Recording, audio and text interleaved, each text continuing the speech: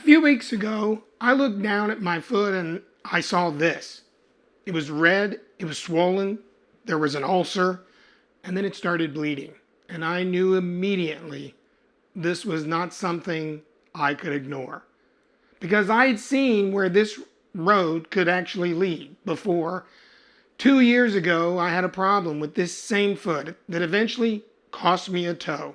And when I saw this happening again, there was really only one thought going through my mind. Please, not again. Because the truth is, the problem that started all of this really never got fixed. And that story began long before the cancer entered our lives.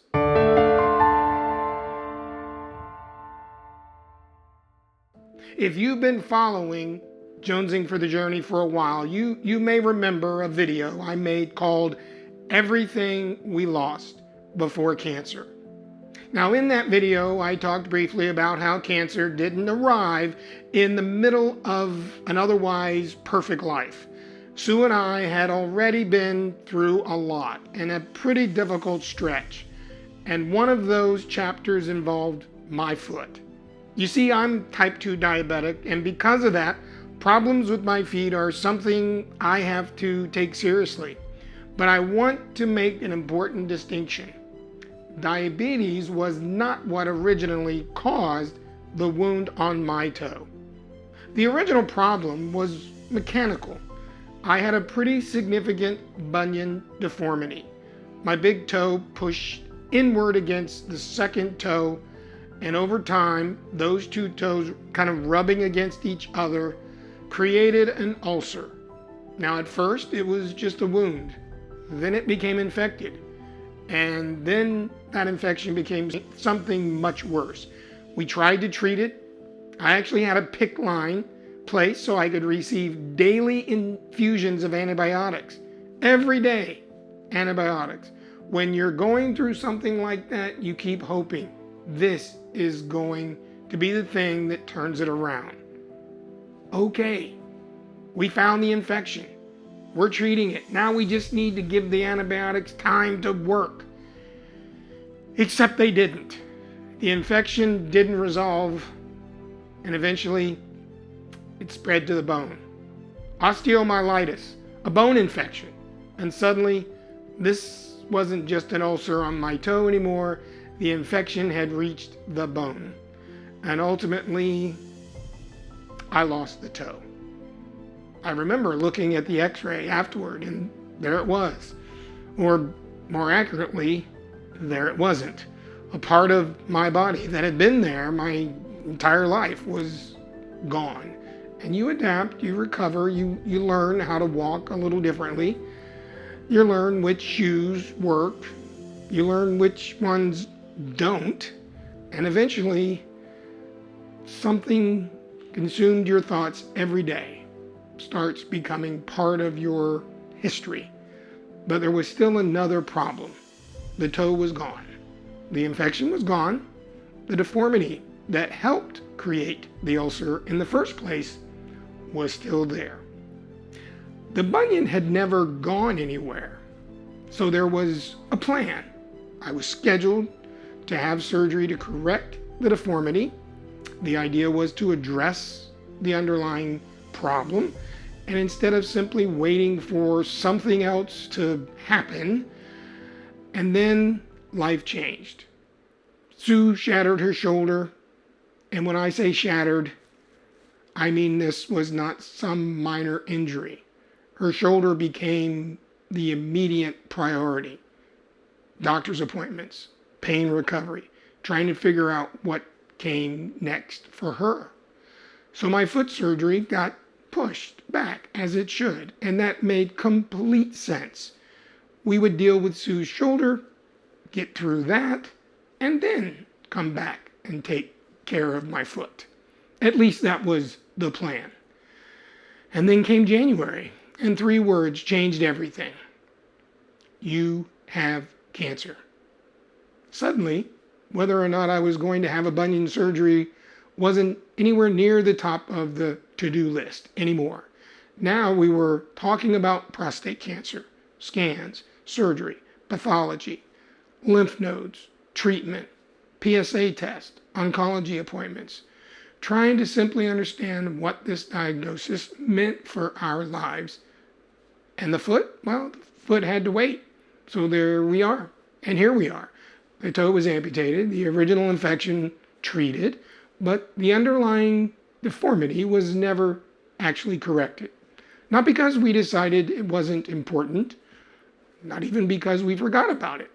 Life simply kept putting something bigger in front of us. First, Sue's shoulder, and then cancer. And right now, I still don't know when that foot surgery is going to actually happen. And all of this happened over a weekend. So I called my podiatrist. Knowing my history, they immediately called in an antibiotic for me, cephalexin. And I started taking it. A few days later, I was able to get into the office and actually have my foot examined. And this time, there was something very different about the way I was approaching all of this. I knew what could happen. And because I had already lived through it and understood the worst case scenario version of this once, we weren't just going to be guessing. The doctor ordered blood work. They took a culture from the wound, and they also took an x-ray. And there was one question sitting pretty heavily in the back of my mind. Had the infection gotten into the bone again? Because I knew exactly what happened the last time it did. Well, thankfully, the x-ray showed no bone involvement, no osteomyelitis this time. That was a huge sigh of relief. But then the culture came back, and we found out we had what we're dealing with was MRSA. Now, MRSA is a form of resistant staphylococcus, a type of staph bacteria that can be resistant to some commonly used antibiotics. I also ended up having somewhat of a reaction to the first antibiotic, cephalexin. So my treatment was changed to doxycycline. I took that for 10 days, and thankfully, this time the antibiotics worked. The infection is gone, the redness is down. I don't want to rush past that sentence because after what happened in 2024, hearing that there was no infection in the bone and then seeing the new infection, but how it responded to the treatment, was a tremendous relief for both of us. This story did not end the way the last one did, and I did not lose another toe, and I didn't need another PICC line. I didn't end up back in daily antibiotic infusions, and I didn't end up with osteomyelitis. That matters, but we're not completely finished yet. The infection is gone, but the ulcer itself is still healing. So right now I'm wearing a surgical shoe to protect the area while it heals. And we're continuing to go and watch it closely because the bigger problem is still there. The bunion deformity that helped start this entire chain of events back in 2024 has still never been corrected. And that's where this story becomes about something bigger than just my foot. I thought a lot about what was different this time, and obviously, medically, there are things completely outside of my control. But there was one difference I could control. I reacted differently. When I saw the redness, the swelling, the ulcer, and the bleeding, I didn't have to wonder whether this could become serious. I already knew. I've seen what happens when an infection in this foot gets into the bone. And I've had the PICC line. I've sat through the daily antibiotic infusions, and I've heard the word osteomyelitis. And I've already lost the toe. So this time, I made the phone call. We got the foot evaluated immediately. We got blood work. We got a culture. We got an x-ray. And when the first treatment needed to change, we changed it. That's what I mean when I talk about taking an active interest in your own rescue. It doesn't mean diagnosing yourself. It doesn't mean pretending you know more than your doctors do. Sometimes it simply means recognizing something isn't quite right and doing something about it. But there's actually a bigger reason I wanted to tell this story. Because since my cancer diagnosis, so much of our lives has uncertainly revolved around cancer. Surgery, pathology, PSA test, oncology appointments, treatments, side effects. What comes next? But getting cancer didn't make me stop being diabetic, and it didn't make the bunion just disappear.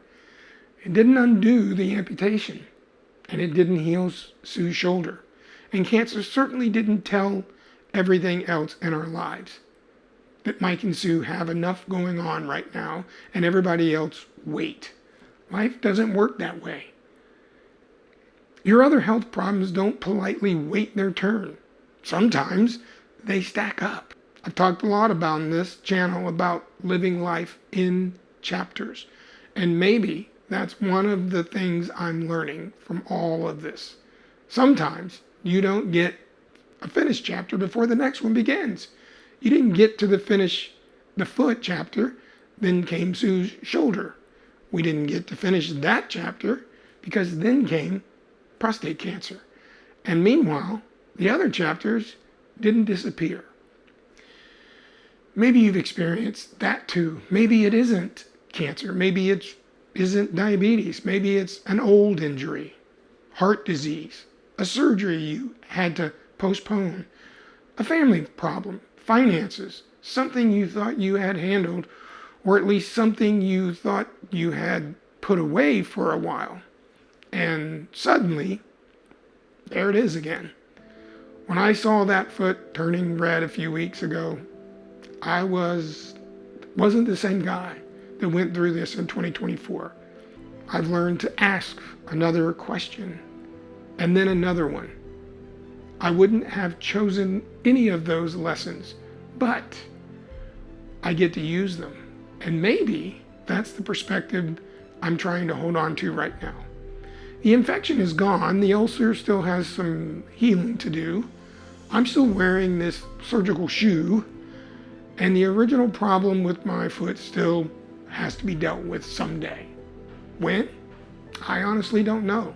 Cancer treatment is still part of our lives. Sue's shoulder is still part of our lives. Diabetes is still part of mine. And apparently, my foot isn't finished being part of the story either. But maybe that's the point. Just because an old chapter comes back doesn't mean it meets the same person. We know more now, we ask more questions now, we pay attention differently now, and hopefully, just hopefully, we use what that difficult chapter have already taught us.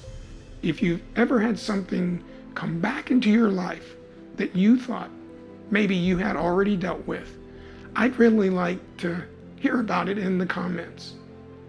Maybe it was medical, maybe it wasn't, but sometimes just knowing that somebody else is carrying an unfinished chapter too makes ours feel a little less lonely.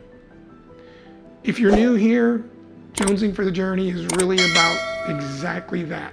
Real life, real journeys, and finding hope somewhere along the road, even when the road looks nothing like the one we originally planned. My name is Mike Jones, and this is Jonesing for the Journey, and so the adventure continues.